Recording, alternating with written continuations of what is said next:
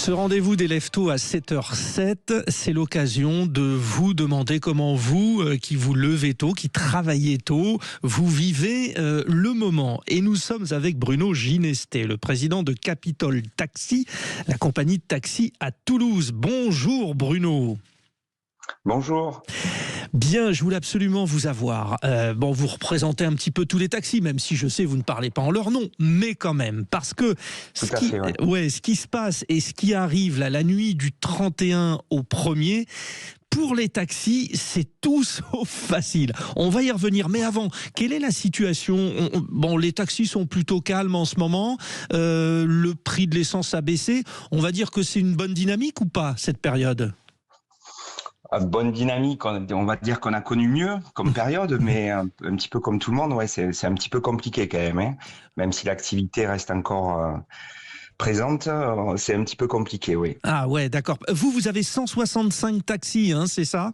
C'est ça, chauffeur indépendant, voilà. Capitol Taxi, c'est un groupement d'artisans en fait qui sont tous indépendants et on est regroupés sous la forme d'un GIE. Ah, très bien. De la compagnie, voilà. Et comment se passe cette concurrence ? Parce qu'il y a les fameux Uber, les chauffeurs privés, les taxis. Vous arrivez tous à fonctionner ensemble ou ça reste quand même très compliqué ? Ça reste très, très compliqué, bien sûr. Ouais.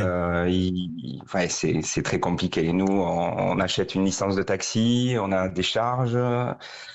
C'est très compliqué, ouais. Ouais. Et puis en face, vraiment une concurrence déloyale, ouais. Oui, voilà, c'est ça.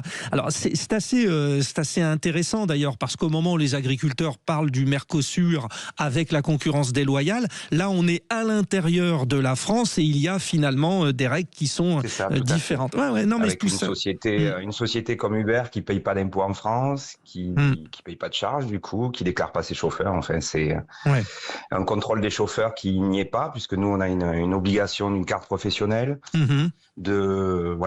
tout un système qui est obligatoire pour les taxis et non obligatoire pour le système Uber, quoi. Ouais. Et ça, effectivement, moi qui suis un fan de sport, quand vous faites un match de foot et qu'il n'y a pas les règles pour tout le monde de la même manière, c'est pas jouable. Pas jouable, non. Bon, Bruno Ginesté, on parle de cette nuit du 1er de l'an. C'est quoi cette nuit du 1er de l'an ? Parce que j'imagine que les taxis sont hyper sollicités. Oui, voilà, c'est ça. Ouais. C'est sportif, oui. Non, après on est organisé. On va dire que les chauffeurs qui font la nuit chez nous sont des chauffeurs d'expérience. Ils sont formés, ils ont une certaine expérience du métier, donc une expérience de l'accueil client, on va dire.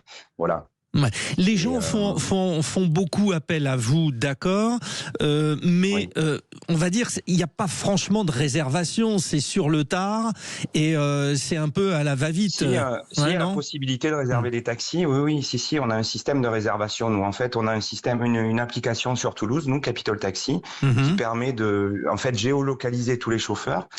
Et les chauffeurs se positionnent en fonction des réservations et du trafic en ville, en fait, de la demande qui est faite sur le centre-ville. Ouais. Alors ça me semble hyper important, cette histoire de localisation et d'application, parce que, on est d'accord, une fois les 12 coups de minuit qui ont retenti, tout le monde s'affole. Il y a quoi ? Il y a un coup de pétard, c'est le cas de le dire. Il y a un petit coup de boost, là, oui, après minuit, voilà, il y a un petit coup de boost avec des demandes, des sorties de restaurants, les premiers clients qui vont vers les boîtes de nuit, enfin voilà, ou même quelquefois des retours au niveau de la gare Matabio ou de l'aéroport où les gens vont pas forcément fêter le jour de l'an, mais on est présent aussi sur la gare ou sur l'aéroport pour servir à cette clientèle. Ouais. Oui, parce que Bruno Ginesté, je le rappelle, vous êtes basé à Toulouse et c'est vrai que Toulouse, ça vit bien. Les gens sont-ils plus avenants la nuit du 1er de l'an avec vos chauffeurs ? Alors plus avenants, oui. Moi, généralement, ça se passe bien. En fait, on va dire que dans 99% des cas. Avec les clients, ça se passe bien. Et puis les chauffeurs, comme je vous le disais tout à l'heure, les chauffeurs ont l'habitude, donc ça se fait assez facilement. Ouais, même ça si doit pas être rare. Quelquefois un petit peu compliqué. Oui, mais c'est rare. Franchement, c'est rare. C'est-à-dire qu'on imagine le gars qui arrive très heureux. Je vous fais la bise, bonne année le chauffeur. Mais bon, à force de faire la bise avec un petit peu de vin et tout ça, ça peut être compliqué. Jusqu'à quelle heure ils tournent vos chauffeurs ? Ah, c'est toute la nuit. En fait, on a au niveau de la flotte, on a des chauffeurs qui vont travailler peut-être jusqu'à 1h ou 2h du matin. Et puis, on a une partie de la flotte qui arrive après vers 3-4 heures du matin, voilà, pour prendre le relais. Et ouais, ça fonctionne toute la nuit. Bon, bah, une petite dernière question. Tous les jours, toute la nuit. Oui, voilà, c'est ça. Vous avez une radio qui vous lie entre vous, j'imagine qu'à minuit. Alors non, c'est un système, c'est ce que je vous disais tout à l'heure, c'est un système d'application en fait. Oui, mais est-ce qu'il y a possibilité, mais est-ce qu'il y a possibilité de communiquer? Chaque chauffeur voit en fait oui, bien sûr, oui, on a un système après de standard. Voilà, et, parce que les chauffeurs communiquent entre eux après. Voilà, parce que à minuit, tout le monde se dit, bonne année, Michel, voilà. Gérard, Stéphane, tout le monde ça doit être sympa à minuit, non? Oui, oui. Non, c'est particulier là. Déjà, le travail de nuit est particulier, mais en plus le jour de l'an, ouais, c'est quand même particulier surtout dans Toulouse, qui est quand même une ville très animée la nuit. Donc c'est festif. Merci.